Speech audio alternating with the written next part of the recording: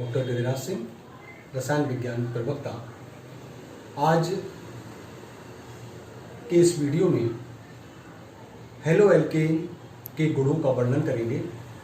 पिछले वीडियो में halo alkanes का इंट्रोडक्शन, उनका नॉमेनक्लेचर, वर्गीकरण तथा उनके बनाने के मेथड्स का वर्णन किया था। इस वीडियो में हम लोग इस हेलो एल्केन की कुछ प्रॉपर्टीज का डिस्कशन करेंगे। तो properties of halo alkane, properties of halo alkane.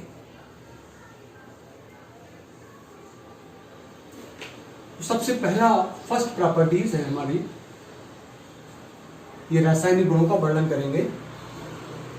Reaction with aqueous NaOH, जलीय NaOH के साथ अपक्रिया। जब किसी भी एल्काइल हैलाइड या हेलो एल्केन की जलीय NaOH के साथ अपक्रिया कराते हैं तो हमें अल्कोहल प्राप्त होता है। देखते हैं इस रिएक्शन को। हेलो एल्केन को RX कहा था, जलीय NaOH को, ये हमने NaOH का जलीय विलयन लिया, इसके साथ जब रिएक्शन कराते हैं तो यहां से X और यहां से Na मिलकर के NaX निकलता है, ROH बनता है।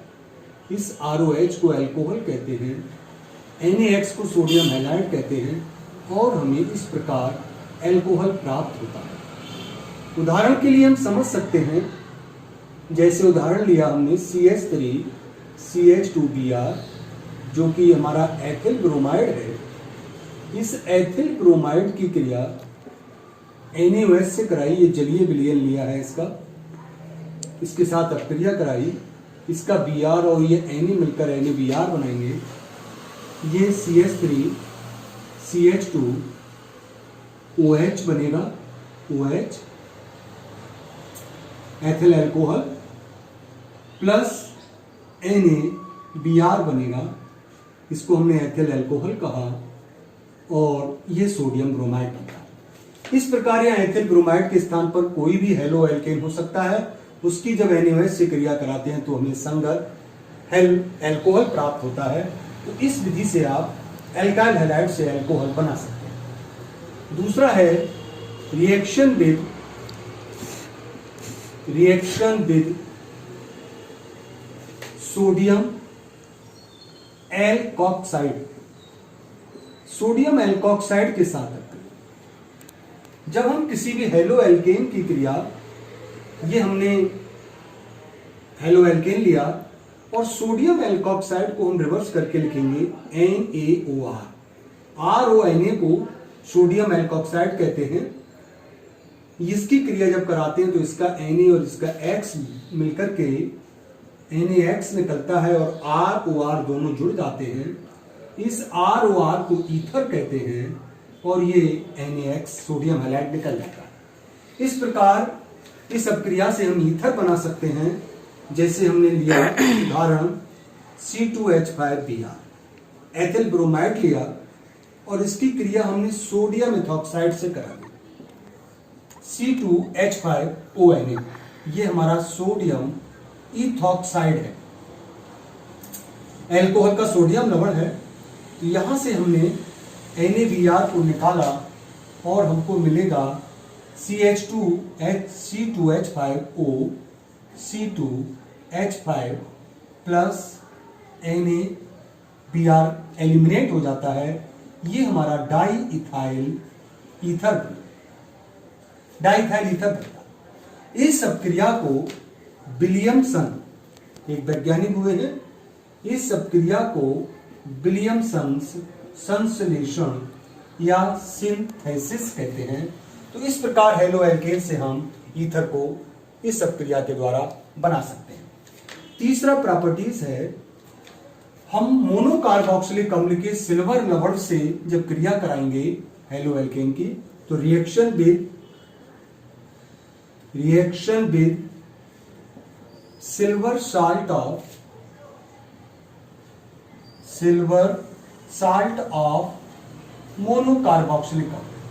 मोनोकार्बोक्सिलिक अम्ल के सिल्वर लवण के साथ अपक्रिया।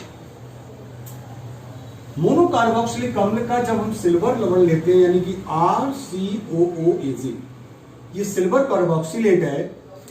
एल्काइल हैलाइड को हमने रिवर्स करके लिखा, इसके साथ जब क्रिया कराते हैं तो यहां से AgX निकलता है और ये दोनों भाग जुड़ते हैं RCOOR प्लस AgX।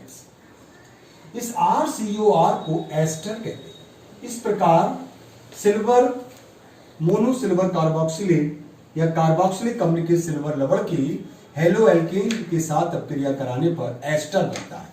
जैसे हम देख सकते हैं, यहां हम एक लवण लेते हैं CH3COOAG, ये सिल्वर एसीटेट है, और यहां हमने एथिल ब्रोमाइड ले लिया, इसको रिवर्स करके लिखते हैं। तो यहां से Ag और ये Br निकलेगा, इन दोनों भागों को जोड़ेंगे तो ये बनेगा CH3COO C2H5 प्लस AgBr। ये बना हमारा ethyl acetate. Ethyl acetate ester है।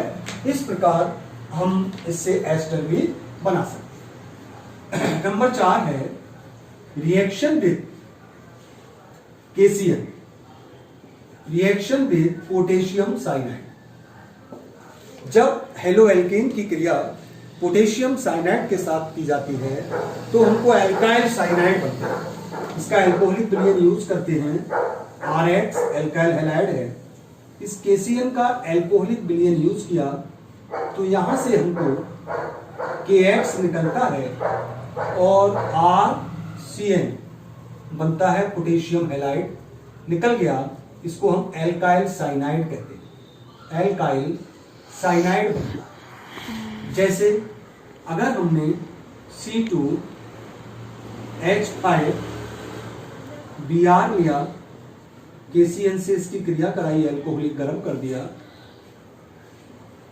तो यहां से Br और KCl निकलेगा, KBr निकलेगा, और ये दोनों जुड़ेंगे और आपको मिलेगा C2H5Br plus KBr, potassium bromide. और यहां आपको KCN C2H5C triple bond N, ये है इथाइल साइनाइड। इथाइल साइनाइड बना और पोटेशियम ब्रोमाइड यहां से निकल जाता है। इसी क्रम में अगर हम अगला नंबर देखें, reaction with silver cyanide. Reaction with silver cyanide AgCN के साथ अपक्रिया। एल्काइल हैलाइड की जब सिल्वर साइनाइड के एल्कोहलिक के साथ अपक्रिया कराई जाती है तो एल्काइल आइसोसाइनाइड बनता है। देख सकते हैं RH, इसकी क्रिया हमने पोटेश सिल्वर साइनाइड के साथ कराई, इसका एल्कोहलिक विलयन लिया, गर्म करेंगे, AgX निकलेगा, लेकिन जो हमारा उत्पाद बनता है वो बनता है RNC, एल्काइल आइसोसाइनाइड बनता है और सिल्वर हैलाइड निकल जाता है।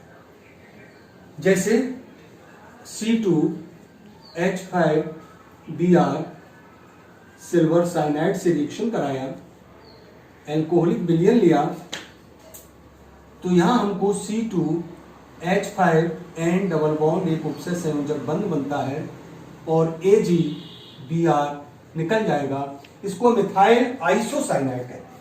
मतलब पोटेशियम साइनाइड के साथ रिएक्शन करने पर हमको साइनाइड मिलता है और सिल्वर साइनाइड के साथ अपक्रिया कराने पर हमको आइसोसाइनाइड प्राप्त होते हैं। इस प्रकार ये हमारी 5th रिएक्शन है। 6th रिएक्शन हम लोग देख सकते हैं, रिएक्शन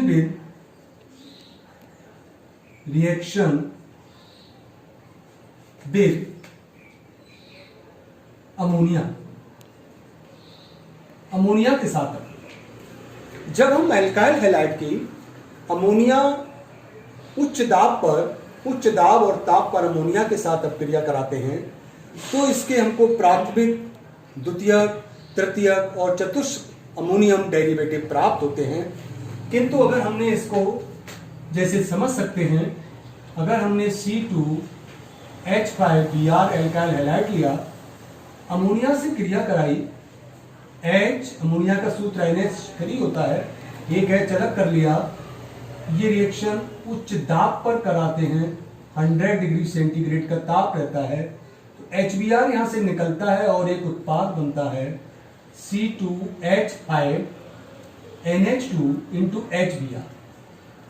ये C2H5NH2HBr ये पुनः फिर दूसरे अमोनिया के अणु से क्रिया करता है और यहां से ये अमोनियम ब्रोमाइड बना, चूंकि ये क्षार होता है, ये अम्ल होता है, इसलिए दोनों मिलकर के लवण बनाते हैं। ये पुनः अमोनिया के अणु से क्रिया करते हैं और C2H5NH2 अलग हो जाता है और यहां से NH4Br। इस प्रकार ये हमको इथाइल एमीन प्राप्त होती है, जो कि एक 1 डिग्री एमीन है। इसी प्रकार जब हम इस इथाइल एमीन की क्रिया पुनः दूसरे एथिल ब्रोमाइड से कराएंगे तो हमको डाइथाइल एमीन बनेगा। उस डाइथाइल एमीन की क्रिया पुनः इथाइल ब्रोमाइड से कराएंगे तो हमको ट्राइथाइल एमीन बनेगा। इसकी क्रिया हम पुनः इथाइल ब्रोमाइड से कराएंगे तो हमें टेट्राइथाइल अमोनियम ब्रोमाइड प्रोडक्ट बनेंगे। इस प्रकार का हमको मिश्रण प्राप्त होता है, जिसे हम फिर प्रवाजी आसवन के द्वारा पृथक कर सकते हैं। इसी प्रकार